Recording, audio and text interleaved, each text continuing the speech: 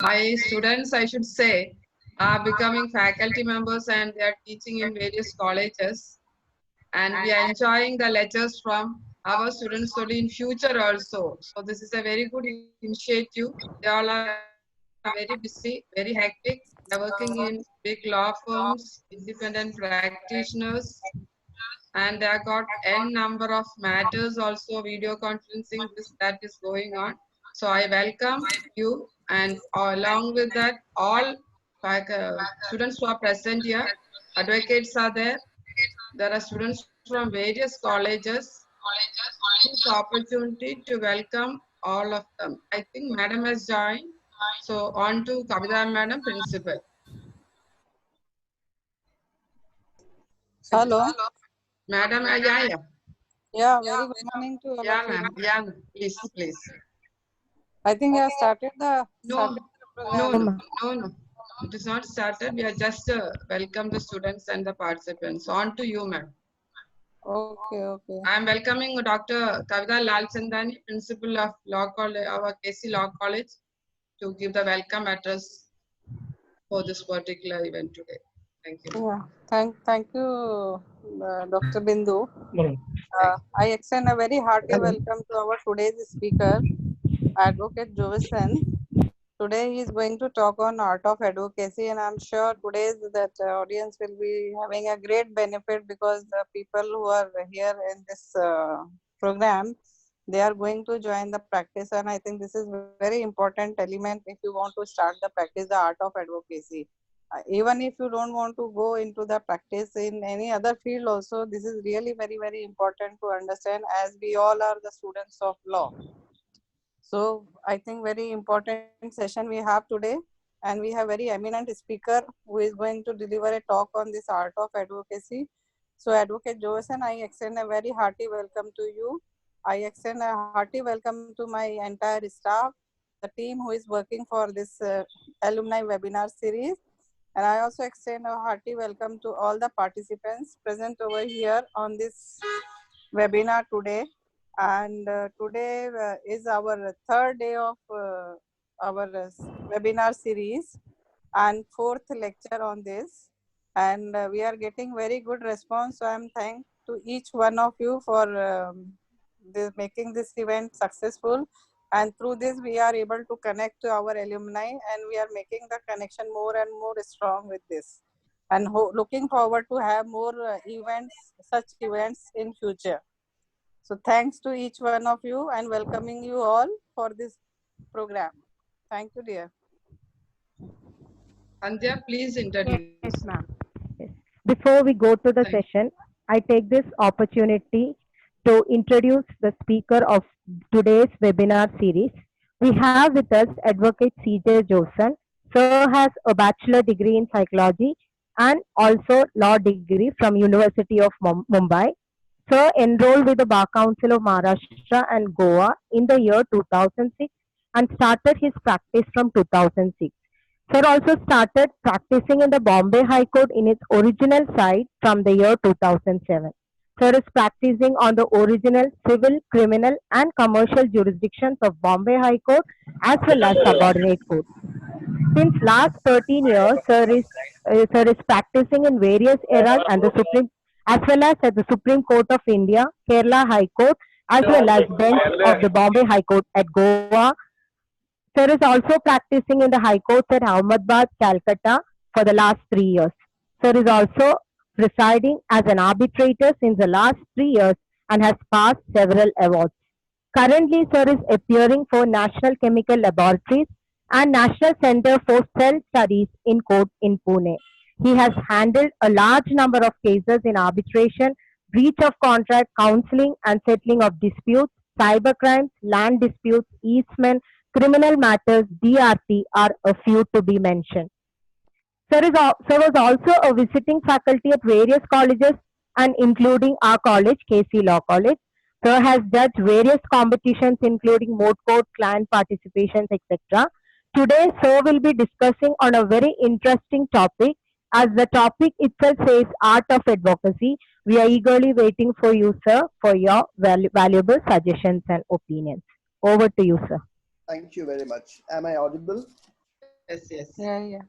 This introduction, what you read out just now, is also a part of the art of advocacy. An advocate needs to know how to make a mark. So it's very important that when you draft an introduction or a CV about yourself, you have to be very considerate about the minutest and finest of the details. Now, let's come to the topic. Before we begin, I would like to give a small introduction to this very topic called the art of advocacy. One of the greatest ironies which I have realized after being introduced to the legal profession is that it is not the merit of the case, but sheer courtcraft that yields justice to a litigant. Because a case that is presented well alone could be decided well. If there are cases in which a case has been successfully decided in the favor of the aggrieved, I consider to be a matter of sheer luck. Every art has a science behind it, and the application of that science is an art. Therefore, before I share with you the art of advocacy, let us briefly understand what is advocacy and what is the role of an advocate.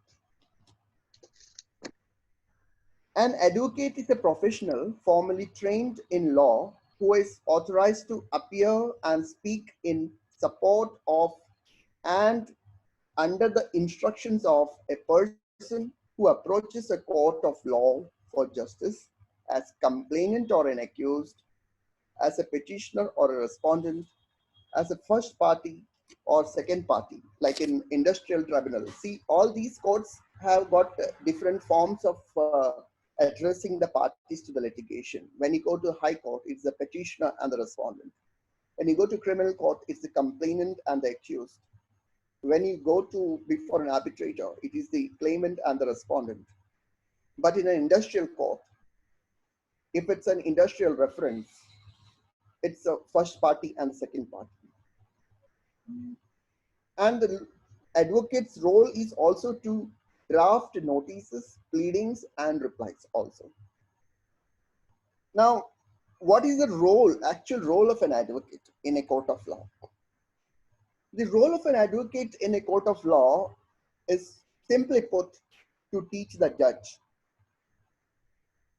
His duty is to educate the court, but with humility. He has to educate the judge before whom his case is. He has to educate the judge about the facts of his case, the facts of his client's case, and the law applicable to the peculiar facts of his client's case. And the decision of that case depends on how nicely the advocate educates the judge about the facts and the laws applicable to those facts. This process of educating the judge with all humility is called persuasion or convincement. So the art of advocacy can also be called as the art of persuasion or convincing. How nicely, how well, and how effectively an advocate educates and convinces a judge on the merit of his client's case determines his skill or art of advocacy. The science that operates behind the art of advocacy is called forensic psychology, which is a broad and exciting field on which I need to deliver a separate webinar if such an opportunity arises. If the time permits, then I can address this. I think ideally there should be a separate webinar dedicated for this particular field called forensic psychology. But in a nutshell, I can explain to you that forensic psychology is a field that studies the factors that contribute in influencing the ability of a court to reach an appropriate decision. Now I shall briefly share with the 5 essential tools with which you have to perform your art of advocacy. You have to develop your skills or craftsmanship in these tools to emerge as the most convincing advocate. Now, what are these 5 essential tools? When I say 5 essential tools, these are the basic tools. And as slowly as you get yourself involved in the practice of law, you'll realize the need of more tools. You will also devise for yourself additional tools as well. Now, the very first tool is preparation. Now, what is preparation? Preparation is a very important aspect. It is required even if you are going to take an adjournment.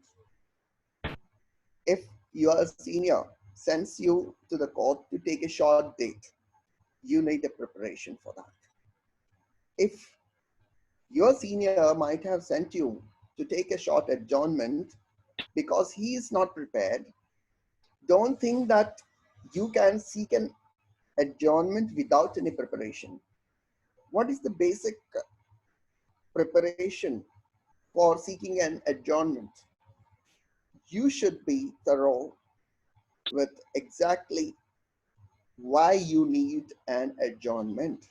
You need to be in a position to explain to the court in the shortest possible way, using the most minimum of words, and to convince the judge why you require an adjournment. Most of the times, from my experience, I have seen whenever I have been to the court to seek an adjournment, it is always the 3rd or the 4th time. And I have evolved with this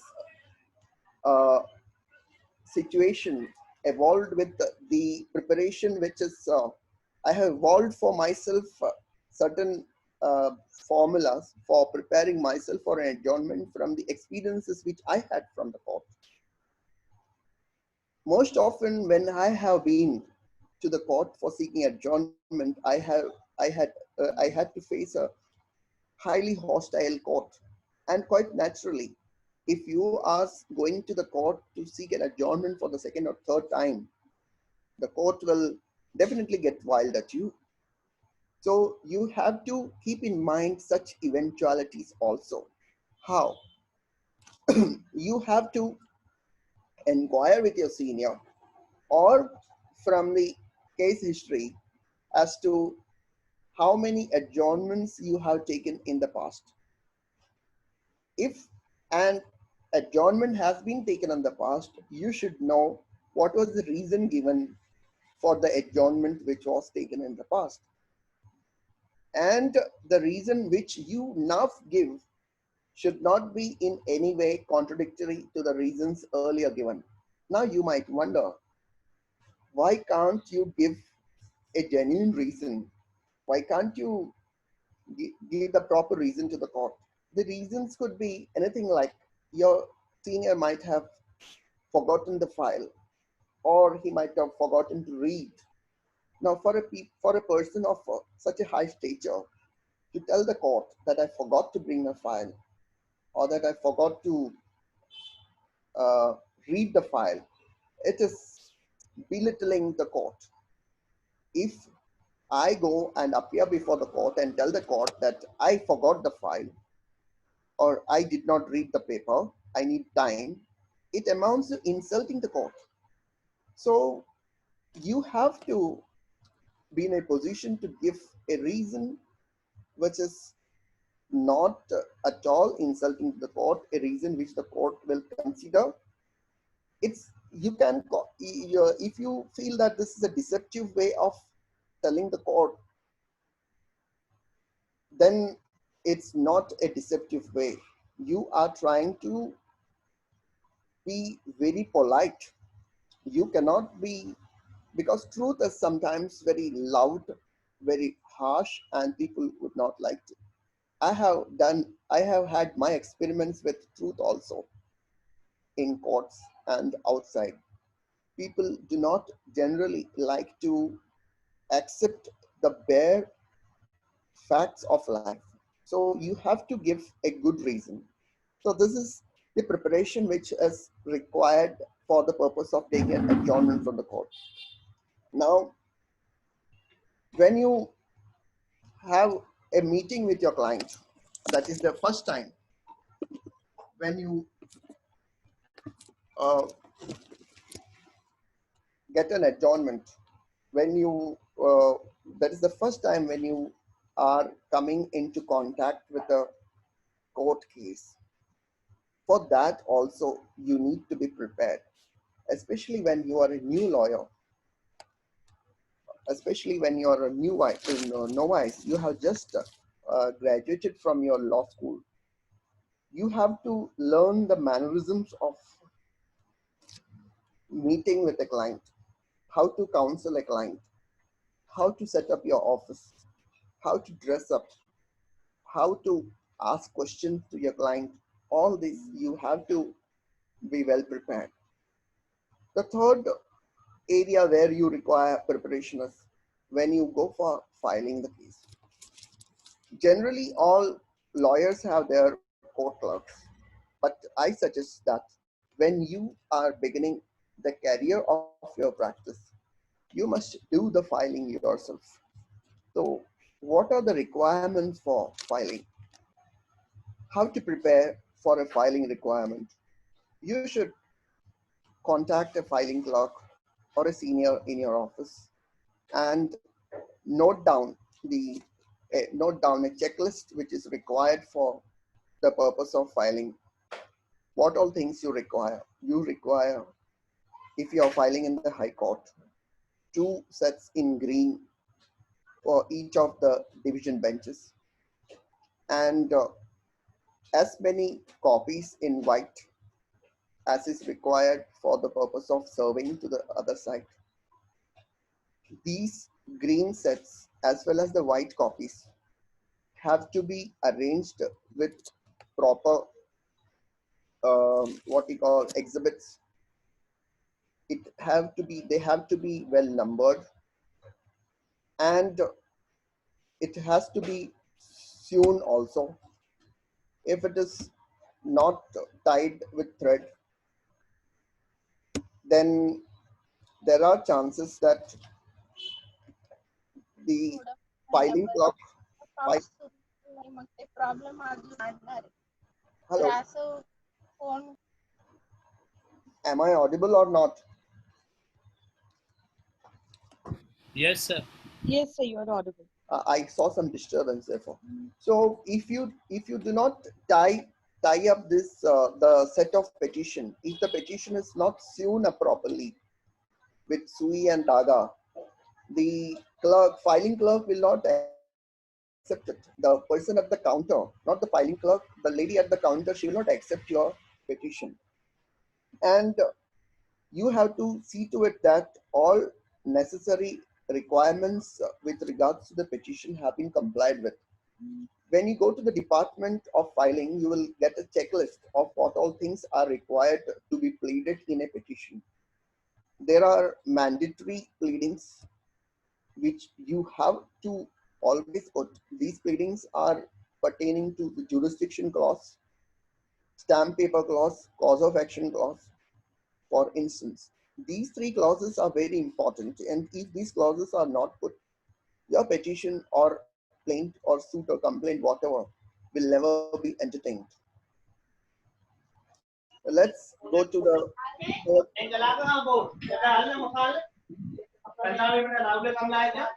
I request people to switch off your microphones. If the filing is done, what is next in line for preparation? You had to prepare a precipe if you are moving the matter in the High Court, or even in a city civil or lower court also. If you have to move your matter beforehand, you have to move a recipe. You have to prepare a recipe. Have to be in front of the court at 11 o'clock sharp. Always make it a point to reach 5 minutes earlier. And you have to mention before the court about the urgency in the matter. Even to mention a matter, you require a great level of preparation. You need to know a brief detail about the matter. You should be able to convince the judge in one sentence, not lasting more than a few seconds, as to what is the urgency of the matter and why you require it to be circulated or produced on the board. Now, when your matter is taken up for argument, what are the levels of preparation you require for the purpose of arguing a matter? When you are about to argue your case, you should have read the case paper at least once. You should mark the page numbers, exhibits in a piece of paper, which tally with the main points which you are going to argue. You should be knowing which paragraph, which page number the merits of your case lie. You are not expected to turn pages at the lectern. Now, what is meant by lectern? Lectern is the same thing what generally people understand to be the place, that small platform where you place your papers while you stand up for arguing. You're not supposed to keep on turning the papers here and there. There should be kept a piece of paper on the very first page of your brief, which will direct you to go to whichever place you want with ease. That is how you ought to have this basic preparation for argument. And when you are submitting judgments, always keep in mind that you have enough copies of the judgments, 2 for the bench, that is 2 for the courts, and 1 each for each of your respondents or your co-petitioners. One important point I missed from here missed to mention is that before beginning for argument, you should be also aware of what all books you must carry with you. The books which are required for the purpose of arguing your case.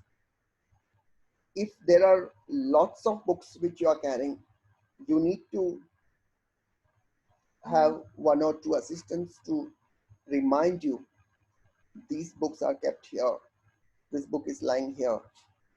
A junior, an intern, or a peon, whoever. So this is how you set up yourself before arguing a matter. Now, another area where you require preparation is when you are going for a conference with a senior lawyer. Most often, the cases which you get are not very easy for you to handle. You must be in a position to readily admit that you are not capable of handling this alone. In such a situation, you'll have to opt for either consulting someone, any of your friends who are experts in a particular field of law in which you are not expert, or to engage a senior advocate whom you know is an expert in that field. Very often, I consult even my classmates. One of them is Mr. Rakesh Sawant, whom I often consult for the purpose of seeking opinion, or even I engage him to appear on my behalf because I know that he has got a certain command over certain area of law. Sir, sorry to interrupt, sir. Yes. So please, can you switch on your video? Okay.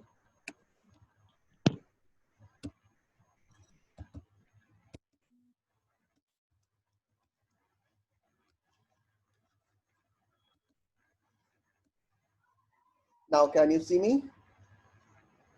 Yes, sir. Yes. Thank you. Oh, yeah.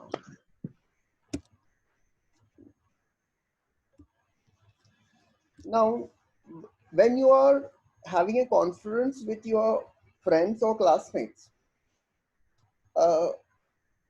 much of preparation is not required. But when you have a conference with a senior lawyer, a senior advocate, you have to follow certain decorum. Maybe a decorum which is equivalent to what you follow in a court of law, you have to follow. There also, when you're going, you have to carry 2 sets of papers, one for him, one for you.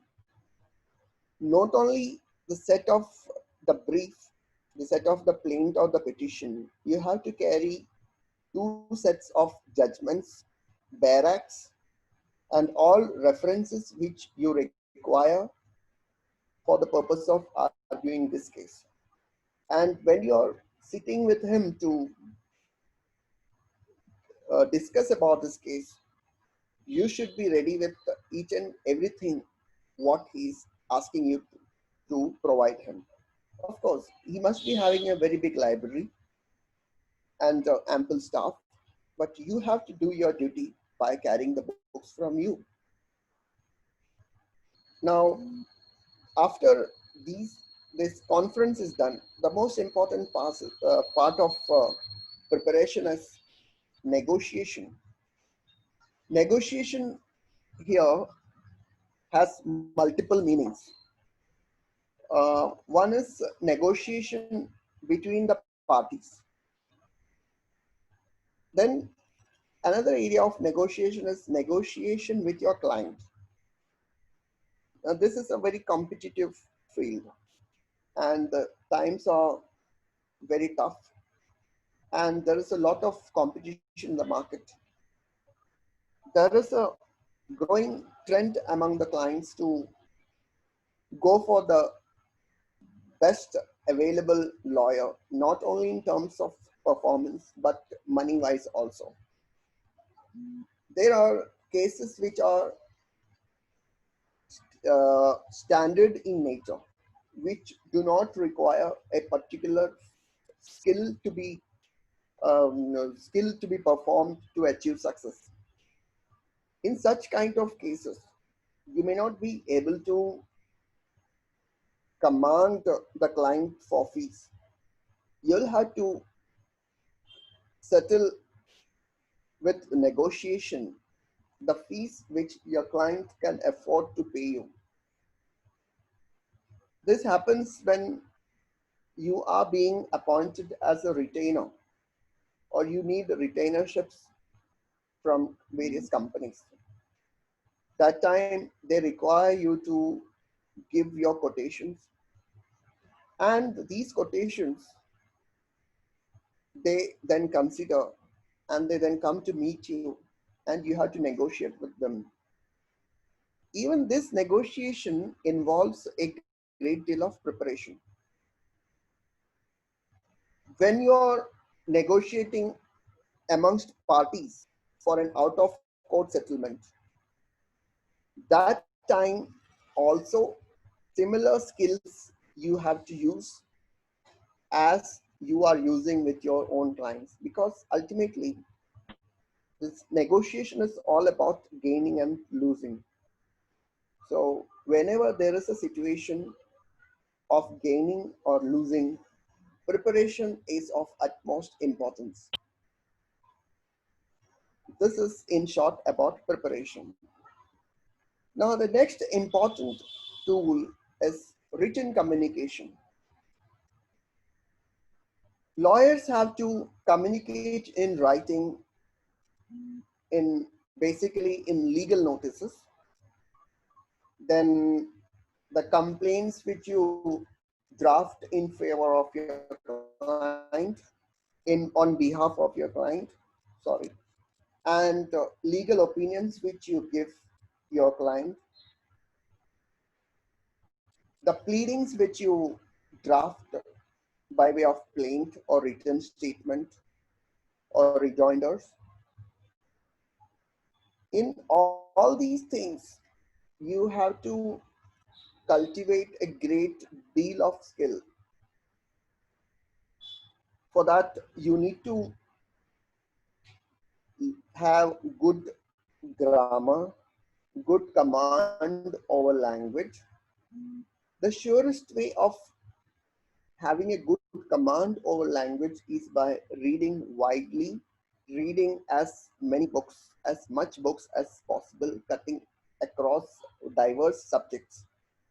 Not only law, when you go through judgments of the High Court and the Supreme Court, especially in criminal cases, you will be surprised to know the great amount of knowledge which these judges have with respect to things which are not seemingly connected with law.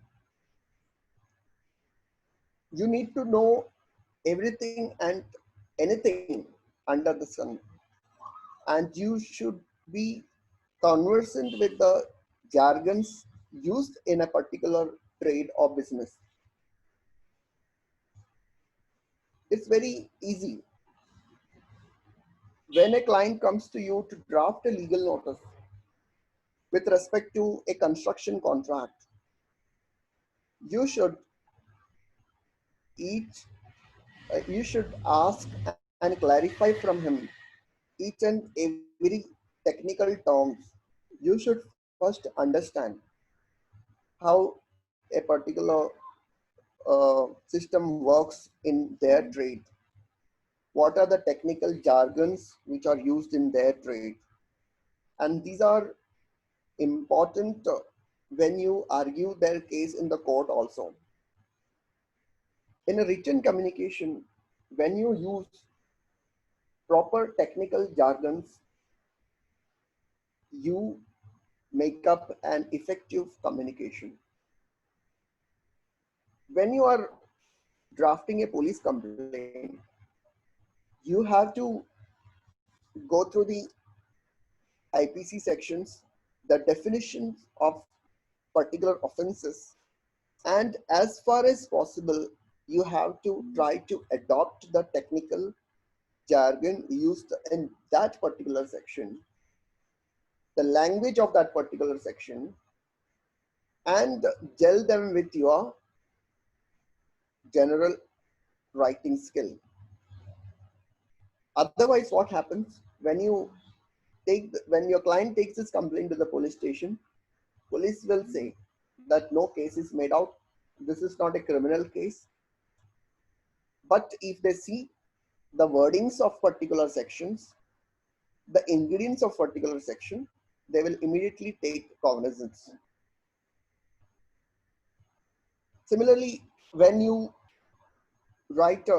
give a legal opinion to your client, opinions are not sought by individual clients. They are almost always sought by corporates, companies, or business firms. When they are seeking an opinion on a particular aspect, you have to be technically sound about that aspect. When they come to you for conference, that time you have to seek from them and get yourself clarified. Then you must write the opinion. When you are giving opinion to your client, it should be in a very clear, understandable language. Here you can play a little mischief with language when you are drafting a pleading. In a pleading, you have to employ both clarity as well as vagueness. Why? The aim is not to misguide the judge.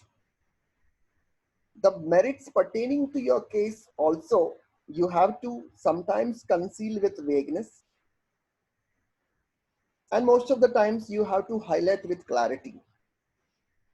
What is the situation where you have to conceal the merit of your case with vagueness? When there is an apprehension that the defendant or the plaintiff is likely to take undue mileage from your revelations, it is always advisable to conceal your pleadings by employing a certain degree of vagueness, by reserving your right to give more clarification at a later stage. Here, one thing is very important. If you do not reserve your right to give further clarification, your pleadings will amount to an estoppel. You will not be in a position to add more to your pleadings. So therefore, when you see any pleading, any draft, complaint or plaint, or a petition also, you will see there is a craving. You crave leave to add to or to amend further to the plaint or the complaint or the petition. The fifth most important document in which written communication is very important is when you draft a bill. You have to be very particular when you are drafting a fees memo or a bill, for your professional charges. Otherwise, there is every chance, and today the social media is so much active. There are chances that your bill will be circulated as coffee time humor for lawyers. See what this stupid lawyer has written. So you have to be very careful when you draft the bill. How to draft, what to write, all these details I cannot tell you in this limited webinar of 1 hour. Now, the next document which a lawyer has to draft with immense skill is when he's drafting a conveyance. Conveyances are those documents which transfer rights from one party to another. The most commonest forms of conveyances are leave and licenses and sale dates. In these two things, there is no much of linguistic acumen involved. But there are certain documents which are customized in nature, which are to be made, which are to be tailored as per your client's requirements. What are those documents? These are partnership agreements, tripartite business contracts, agency agreements, and special services agreements, so on and so forth. While drafting a customized agreement, you ought to have a very sound command over language. There should be a flourish of literature as well as the boundaries of legal terminologies. When you are drafting a contract, you ought to incorporate legal terms which are used in the Contract Act, Sale of Goods Act, Partnership Act, and Transfer of Property Act, etc. Next, we come to oral communication. Oral communication is more important than written communication. Why?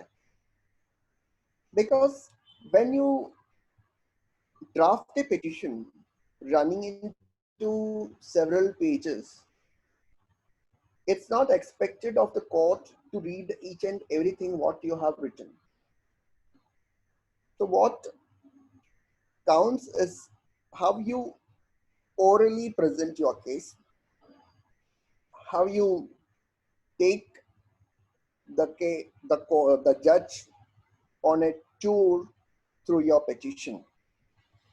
While touring the petition, you can use oral commentaries. Kindly see paragraph this, paragraph that.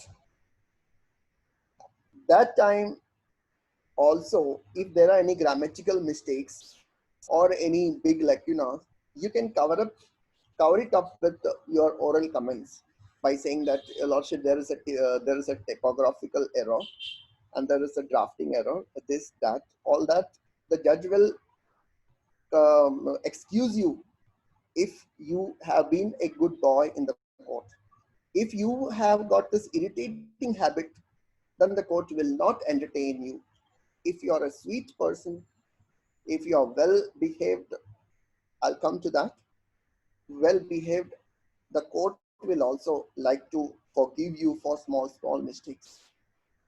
So in oral communication, what are the things which you have to pay attention to? The very first thing which you have to pay attention to is the form of address, how you address the court.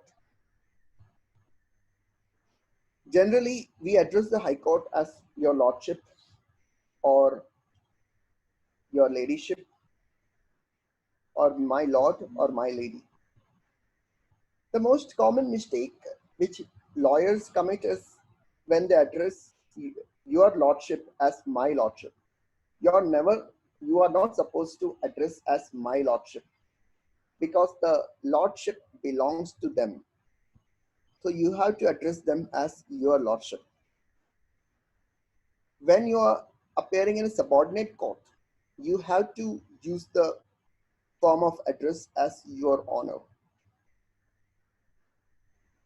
Now there is a recent controversy that we will not address the court as Your Lordship, Your Honor. We will address as Sir or Madam. This controversy was uncalled for. This erupted due to the ignorance of people as to why, at the first place, there was a requirement for a judge to be addressed as Your Honor or Your Lordship. There is a logic behind it. There is a scientific basis behind it. When you are speaking about judicial independence, the court has to enjoy certain level of independence. How you secure independence in a judge? By elevating him from the ordinary human being to an extraordinary human being. If you are to address him as Sir or Madam, he is becoming an ordinary human being, and he will show all those traits which an ordinary human being will show. Like he will get emotional, he will get friendly, he will get inimical. Then he will become biased. But when you address him as Your Lordship, you are in a way reminding him, you are not an ordinary human being. You should not get biased. You are a judge. You are an independent entity. We hold you very high, and you have to do your duty. You are not supposed to get biased.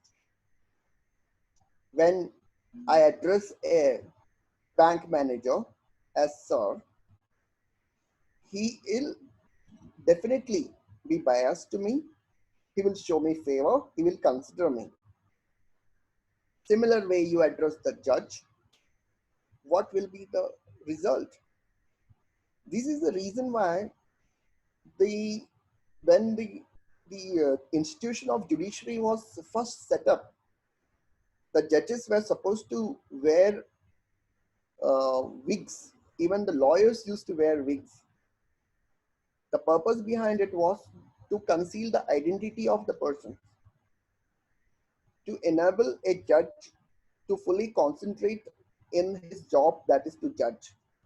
He should judge like an electronic balance, not a gram here, not a gram there. You have to keep him free from all kind of magnetic fields. By addressing a judge as your lordship, you are trying to keep him free from all kind of human inclinations. You are a lord. You are dispassionate. That is the basic philosophy behind addressing a judge as your lordship or my lord. But this philosophy has been long forgotten. I do not know why such things happen. If you go to your KC Law College library, take up your old books and read, you will find there what I am saying. The second thing what you have to consider in an oral communication is diction. What is diction? Diction is the ability, diction is the ability to speak clearly till the last consonant of your word. Diction is the art of pronunciation. When I am addressing you in a webinar and when I am addressing you over a lunch across a table, there is a difference between diction. You have to, when you are addressing the court, clearly pronounce each and every word with great amount of clarity. That is the basic principle of diction, clarity. Third is free flow of vocabulary. You need to gather as many words as possible. You have to learn as many words as possible. Even if you do not know the law, you should know the language. Because if you have got the language, you can read any law and understand it, interpret it, and explain it to anybody. Why you require so much of vocabulary? You must be knowing the synonyms, at least two synonyms for each and every word. Because when you are arguing in a court of law, you have to think on your feet in split seconds. At that time, you may forget words. What you remember is the synonyms for those particular words. And if while learning more and more vocabulary, using more and more vocabulary, someone accuses you to be a Shashi Tharoor, just ignore. People will tease. Do not, never mind all these people who tease you for using good vocabulary. I have faced them and I have absolutely no problem. I have got a good command over vocabulary, not only in English language, but in all the languages which I speak. So vocabulary is very important. You should not fumble for words. If you are well versed with words, if you have got a good bank of vocabulary, you will never fumble for words. You will get alternate words for each and every word you forget. Next is quick wit and humor. Now, this is a subject on which I can address a separate webinar, how to cultivate a sense of humor, how to cultivate quick-wittedness. Quick wit is very much required. If you do not have quick wit and humor, you will be pushed aside as a boring lawyer. I have seen many WhatsApp groups of lawyers which strictly do not allow any jokes or humors to be posted. Why? They think that lawyer is only supposed to know the law. This is wrong. You have to be well versed in humor also. there is a time constraint, so I'm going to the next. Extreme humility. When you're addressing a court, you should be very humble. There should be extreme humility. Even when the judge is wrong, you should not say your lordship is wrong. You should first agree with the judge. Yes, I agree. But your lordship will appreciate that my merit of my case lies elsewhere. May I try to explain this aspect to your lordship? That is how you have to approach the court. Humility always is profitable. Arrogance will never take you anywhere. Say sorry whenever, wherever it is due. Seek apology whenever, wherever it is due. There is nothing that you are going to lose. Last is in oral communication, how to make a mark on the court. You can make a mark for yourself by being well behaved, by making a style for yourself. You have to cultivate a style. I'll give you a very good example. Before that, see, if you are losing a case, even that losing of case should be expressed in great style. Some 5 years ago, 10 years ago, I was sitting in one of the courtrooms in Bombay High Court. There, Ram Jethmalani's son, Mahesh Jethmalani, and senior counsel, and Janak Dwarkadas, both were appearing against each other. At the end of the argument, it was evident that Mahesh Jethmalani was going to lose the case. Mahesh Jethmalani coolly stands up and says, "Now my client owes me a treat." The judge got confused. Yes, he says, "I know your lordship is going to decide in favor of my learned friend. Now he must take me for a treat." So this is how you express your this thing. You defeat, but you have made a mark. I would have loved to talk more on this particular aspect, but because of time constraints, I'm skipping to the next topic. Fourth is non-verbal communication. Non-verbal communication involves conveying the unspoken and accidentally conveying the unintended. When you are speaking, addressing a court of law, there should be some genuineness seen in your address. How? You have to observe yourself on your body language. Your body language should not be so bad, so irritating that you are conveying what you did not intend to convey. When you are addressing the court on some aspect, the court should be in a position to hear what you are saying. If you are standing with absolute disrespect, if you are making gestures of absolute disrespect, then the court will not like, he will not be interested in what you are speaking. The court will get distracted and irritated by how you are speaking, and your case will be dismissed. When you look at the court, you may get angry at times, but never show that anger on your face. When you are feeling too much confident, never show that confidence on your face. You should be able to show a little apprehension on your face. You should be able to show some amount of fear. If you show overconfidence on your face, then the judge would like to simply adjourn your matter, if not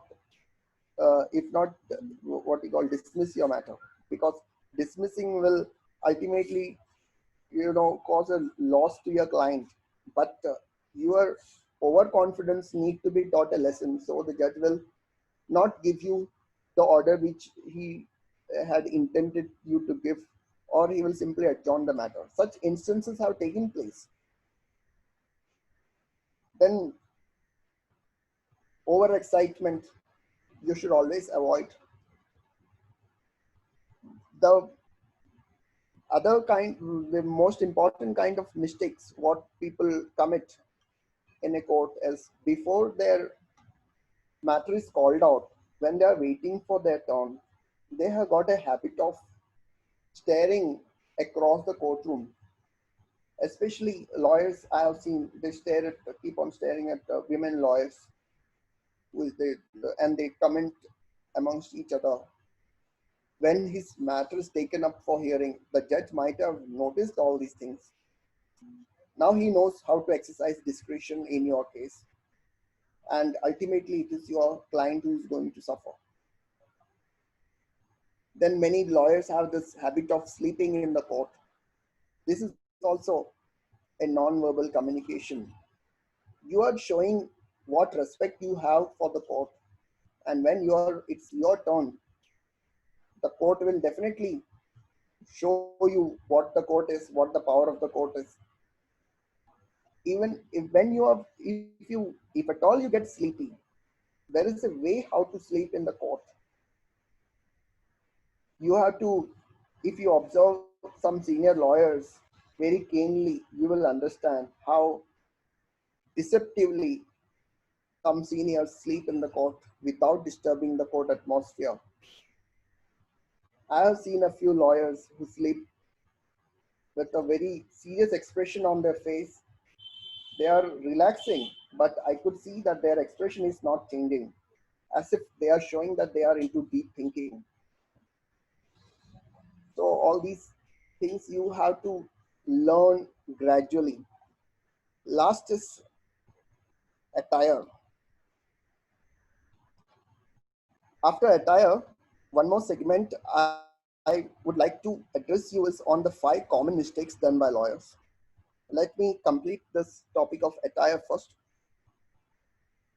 Attire is, what is so special about attire? Your court uniform has been defined in your Advocates Act and in the Bombay Bar Council, Bombay High Court rules, as well as the Bar Council rules. Everywhere your court attire has been described. So what is due to be told to you here? Yes, there are many things. For example, you should never forget to keep your hair in proper order. If your hair looks like a dead animal's hair, try to apply some oil. If you are in the habit of wearing a wig, buy better quality wigs. If you are a bald person, see to it that you don't scratch your head every now and then. If you have got a habit of washing your face, be careful that you don't drip water from your hair when you are appearing before a court. Even when you are sitting next to your colleague, the water dripping from your hair can spoil the mood of your friend, even if he is your closest friend. The white shirt which you wear in the court should really look white. If it looks faded, then there are so many shops nearby. You can buy a good white shirt and wear it. This you have to be very considerate when you are going to appear for an adjournment or for final argument. If you wear a very shoddy kind of shirt, and if your black coat is not shining black, it is a faded one, all these distract the attention of the court. It is psychological. It happens. When someone talks to you and that person looks very funny, then your attention is suddenly shifted to that person's attire, and your case doesn't get the attention which is required. So this is in short about attire. If these 5 things are in place, you are in a way effectively arguing your case. Arguing your case or conducting your case or convincing a judge is not depending on your merits alone. There are many hindrances which do not allow the court to touch the merits of your case. These are the hindrances, and you have to cultivate your skill in improving these 5 faculties. If you don't pay attention to these 5 things, you will not be a good advocate. You cannot be a good advocate. If you don't have diction, the judge will not understand what you are saying. If you have a very bad body language, the court will never stand you. If your attire is bad, the court will again ask you to get out. If you are not prepared, no one will stand you in the court. So this preparation, written and oral communication, non-verbal communication, and attire. These are the 5 things which are very, very essential in addition to the merits of your case. There is no place for merits as far as advocacy is concerned. You may lose or you may win, but how well you presented your case, that is what matters. You had presented well today, but you lost your case. Still, you will win a good judge. There are others who are sitting in the court and watching you. They will see your presentation. They will consider changing their lawyer and come to you if you are presenting your case well. A litigation is like a game of cricket. One team always loses, but you must play well. Now, I'm coming to the 5 common mistakes done by lawyers. First mistake is lawyers don't know what they actually are. Many of them. When I interview candidates, freshers, and go through their resumes, the most common mistake what they write is that they are member of Bar Council of Maharashtra and Goa. How can you be a member of Bar Council? You don't become a member of Bar Council by enrollment. You are enrolled on the rolls of the Bar Council of a particular Bar Council. To become a member of a Bar Council, you have to fight the Bar Council elections. And if you win, then only you become a member. Many do not know the difference between a Bar Council and Bar Association. What is a Bar Association? Bar Association is just an association of lawyers. And what's the difference between a council and an association? Council is a disciplinary body. It is a statutory body. Bar Council is just like a court. Many lawyers commit this biggest mistake of claiming themselves as members of this. One lawyer writes that he is a member of the Bar Council of India and as well as Bar Council of Maharashtra and Goa. Wow. How is that possible? You must be very careful when you draft your resumes. Second mistake what most lawyers do is they think that they are liars. Lawyers think that they have license to lie. No, lying is not allowed in this profession. If you see, even if you, when you see, when you see that a lawyer is speaking a lie, it is actually a proposition of a theory. He is proposing a theory. In criminal law, such things take place because in criminal law, what happens? The prosecution has to prove a crime beyond reasonable doubt, and the duty of the defense lawyer is to pick holes in the prosecution story and show that the accusation has not been proven beyond reasonable doubt. How? They do it by proposing various theories, and these theories, they do not put across like scientists put across, I propose this theory. No. Defense lawyer will say, my client was not present there. It's a theory. He's not lying. My client was elsewhere. It was not him, but someone else. These are all theories. These are not proposition of any facts. The court has to consider, yes, if this is likely, this could be a likely situation. So the prosecution has not proved the case beyond reasonable doubt. Many a times what happens, you come across client comes to you and says, sir, I have killed somebody. They don't use the word kill, they'll say, I have murdered somebody. Now, the one who has read the IPC well, they know that all homicides are not culpable. If I kill somebody, I have got 10 justifications under IPC to kill somebody. Every act of killing is not a murder.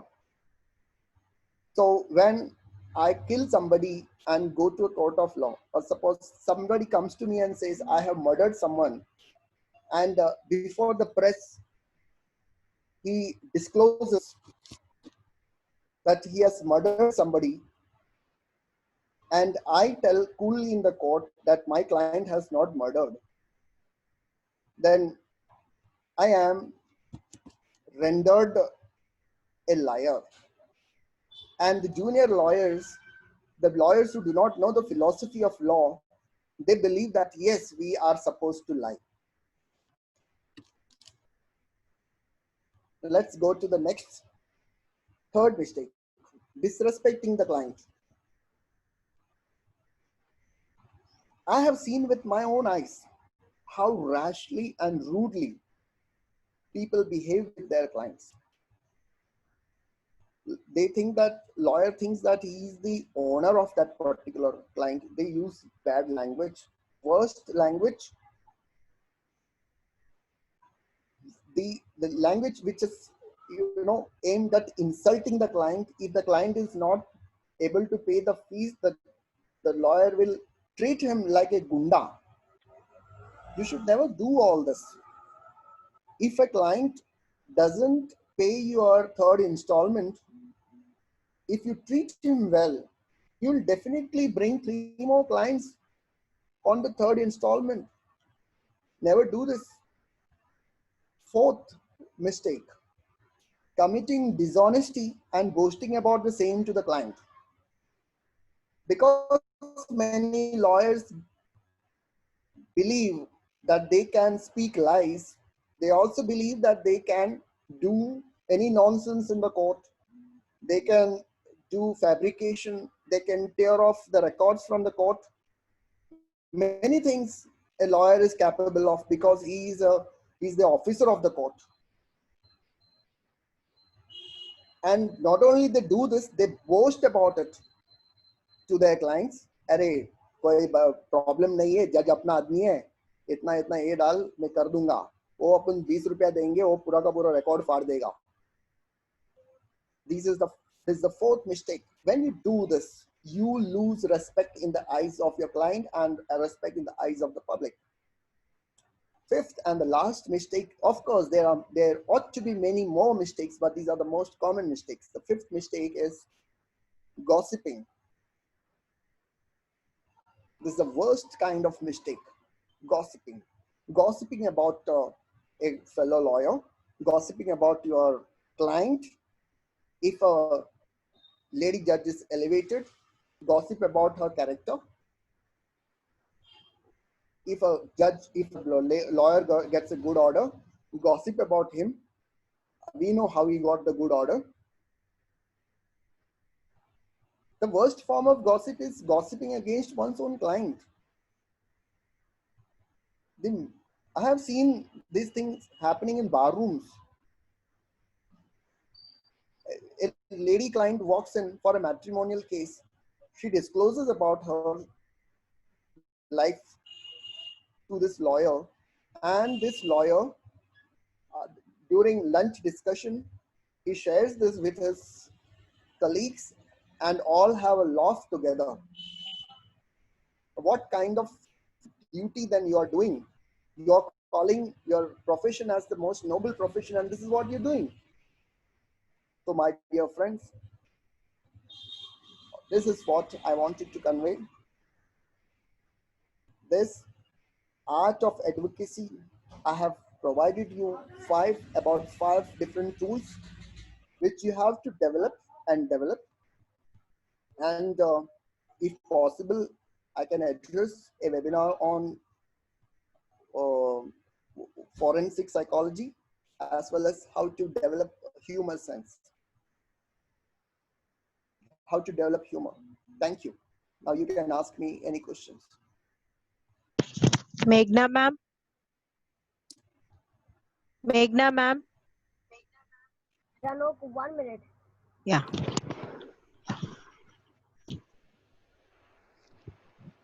What is your opinion on the differential treatment done by judges in junior and senior members of the bar?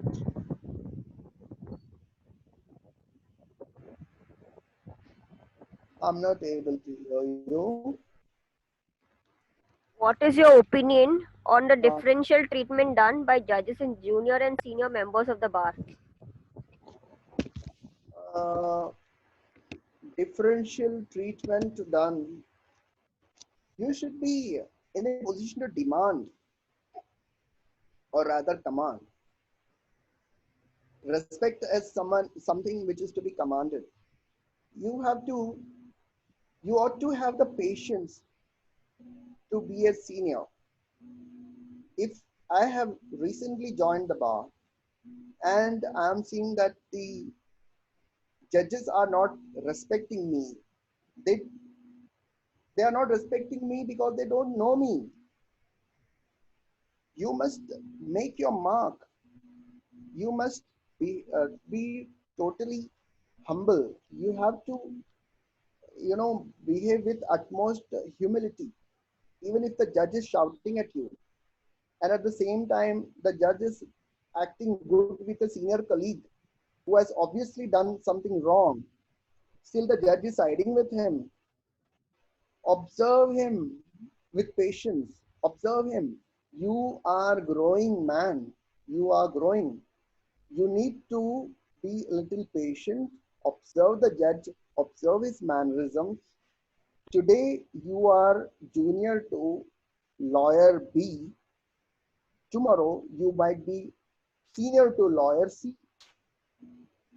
That time, you see, the judge will definitely treat you better than the junior. This is natural. If somebody is not familiar, someone is not familiar to me, I will not respect that person. And it's not, and there are judges who have this, what you call this great quality of respecting each and every person. And such kind of qualities are part of his personality. And all judges cannot do that.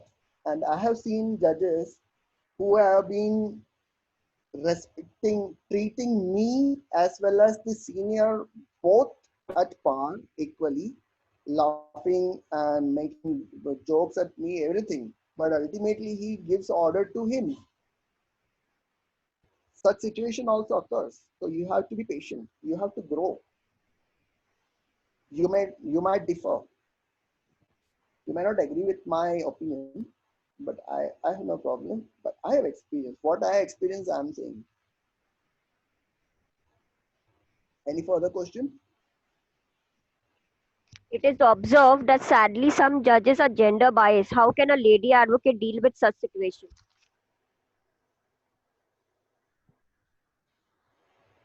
Gender bias takes place because of the upbringing of certain judges.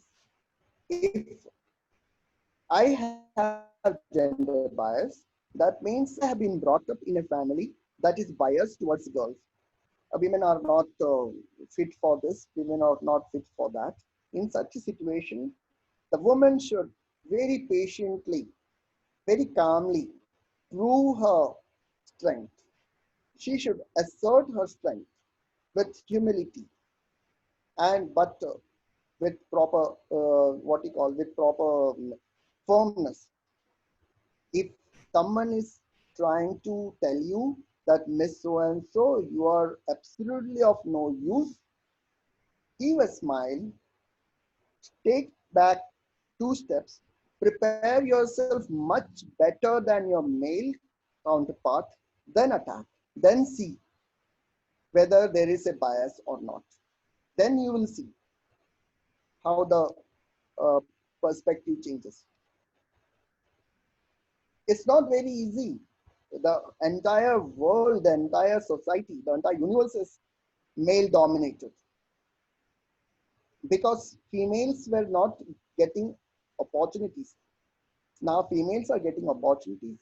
They must show their skills, and once their skill is shown, then no one will have any bias towards you. Okay, that's it. No other questions? No other questions. Yes. Bindu ma'am.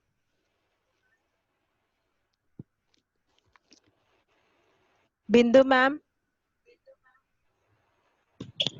Bindu ma'am, she is there.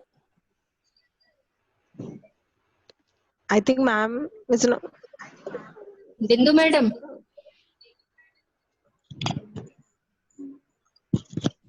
Sandhya ma'am, continue.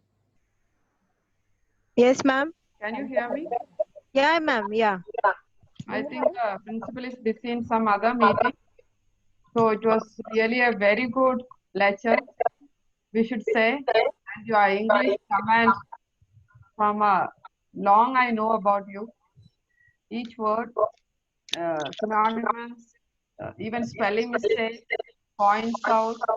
It's really a great thing. So really, I feel proud we are having students like you all. You said hi. Now, I kindly request Sandhya to propose Yes, ma'am.